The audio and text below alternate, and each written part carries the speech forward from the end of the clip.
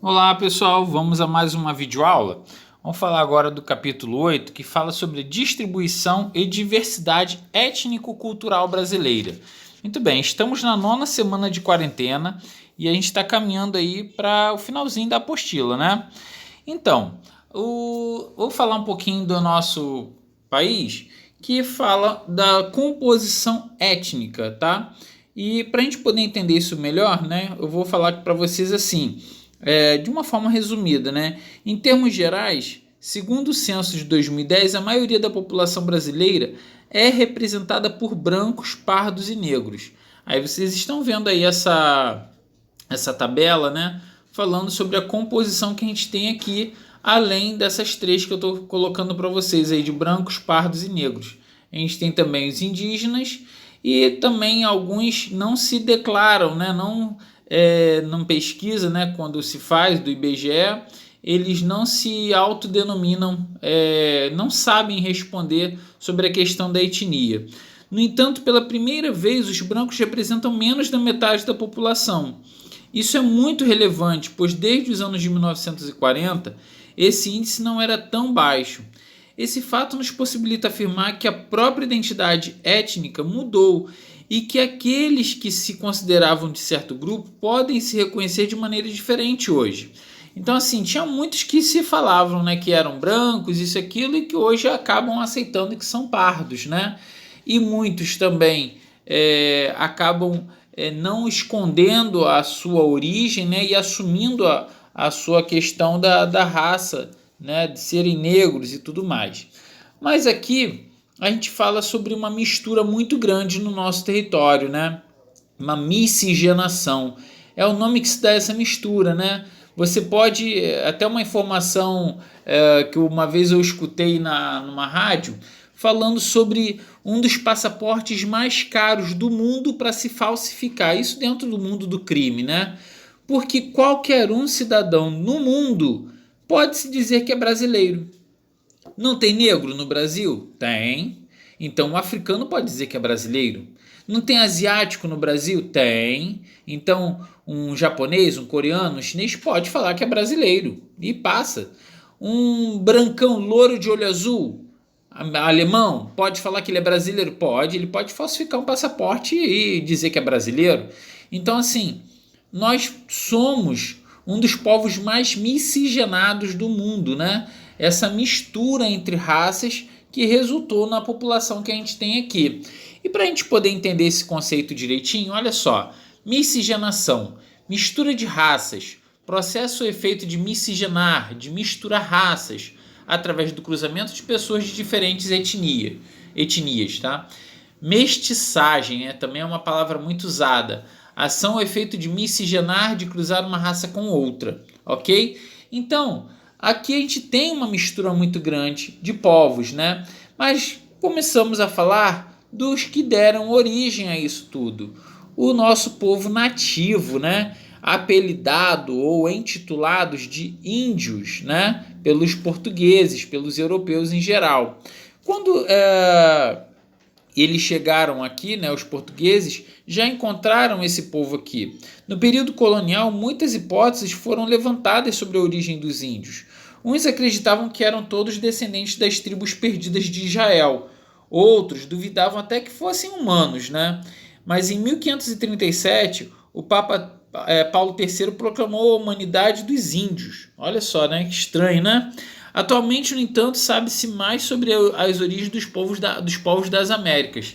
Há estudos que comprovaram, né, que os povos ameríndios foram provenientes da Ásia e da África, que eles vieram, né, 14, 12 mil anos atrás. Eles poderiam ter chegado aqui por terra, através do Estreito de Bering, ou pelo mar da Oceania, né, através de embarcações rústicas. Mas eu acho que o mais provável mesmo é por terra, porque pela extensão norte-sul, né, do nosso continente aqui americano, dá para se alcançar as duas extremidades por terra. E o Estreito de Bering, há um período em que ele fica congelado, né, porque aí se faz possível a caminhada e a travessia, né? Houve então a diáspora, o espalhamento do ser humano pelo continente americano, entendeu? Então aqui a gente vê mais um exemplar, né? E agora vamos falar sobre os europeus.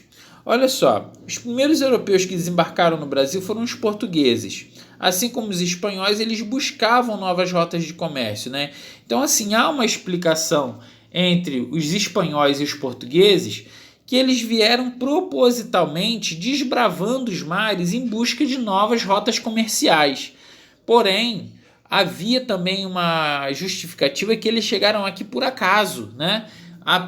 Aí deram o nome do povo nativo aqui de índios, porque acreditavam estar chegando na Índia, né? E era a rota que eles estavam buscando fazer, né? Contornar todo o sul da África até chegar na Ásia, lá no país que eles conheciam já pelas suas diversidades, né? De especiarias e tudo mais.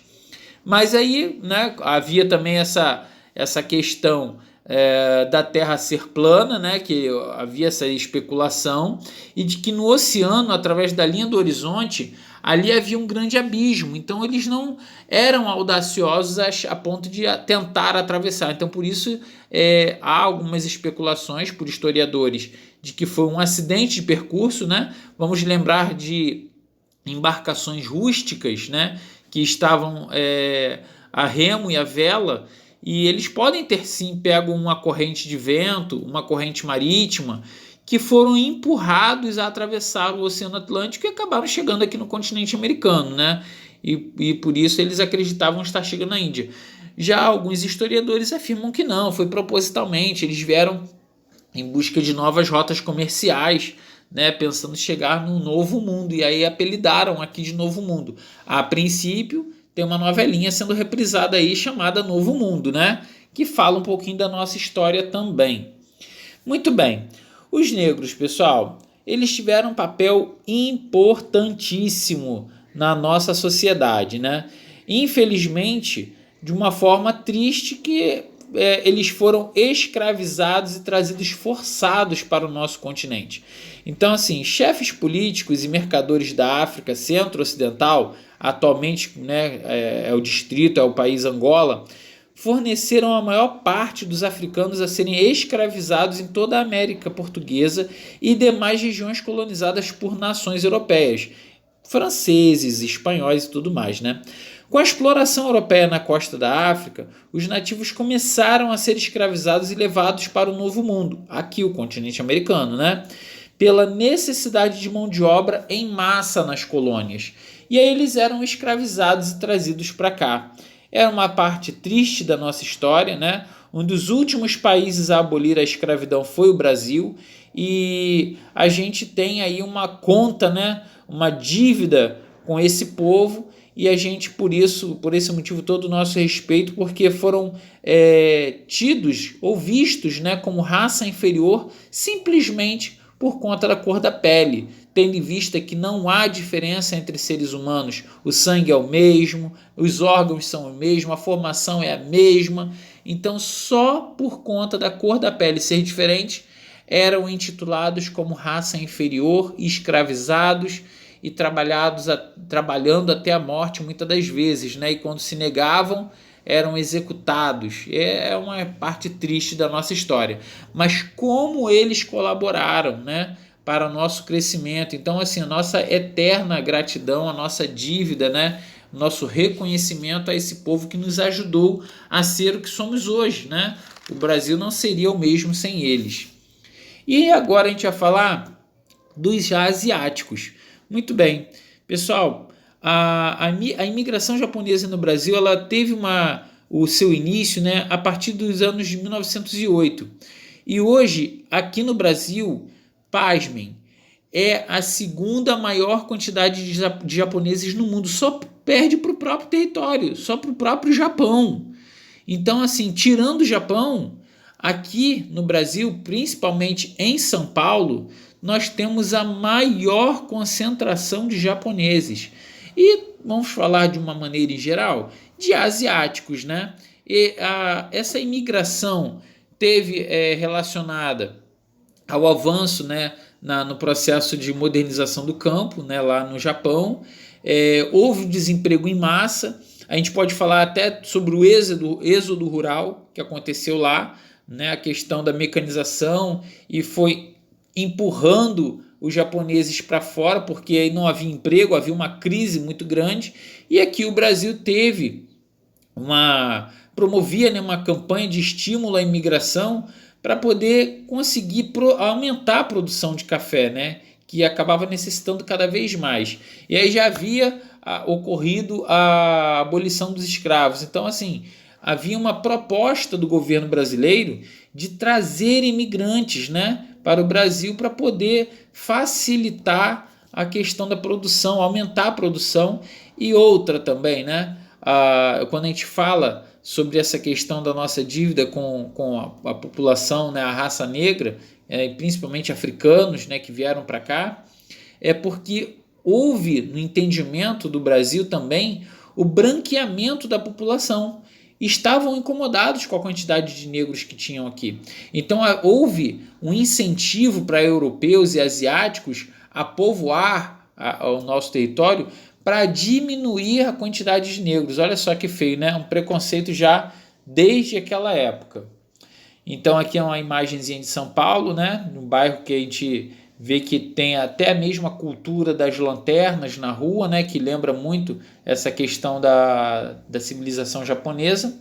E a gente chega na página do exercício, pessoal. Agora vocês já estão prontos para resolver os exercícios que estão aí na página 135, 136 e 137 da apostila. Bons estudos, pessoal, e até a próxima, hein?